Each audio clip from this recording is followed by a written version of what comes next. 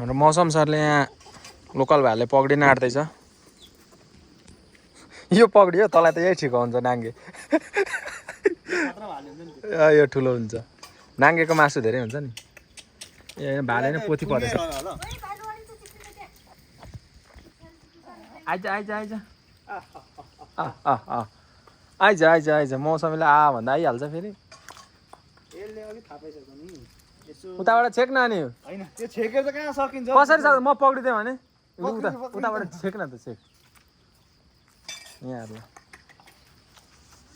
तेरो दाइको रफ्तारै थाहा छैन।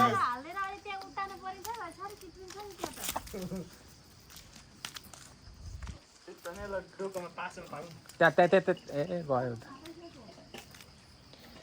यसले पक्रेन है एउटा कुखुरा पनि। एउटा कुखुरा पक्रेन हजुर। भाँडा मोलेको भिडियो गर्दा के हुन्छ झन् यस्तो मजाको हुन्छ। भाँडा मोल्ने पनि यस्तो हुन्छ, चाङमा एक तला माथि मात्र गरिन्छ भाँडा। भुइँमा बसेर भाँडा मोल्दैनन्। त्यो पारी गाउँतिर कस्तो मजा छ हेर, कुहिरो ठ्याक्क कुहिरो लागेर। अघि दिउँसो त यहाँ गर्मीले त झन् नै हान्यो। मलाई नै आउँदैन त।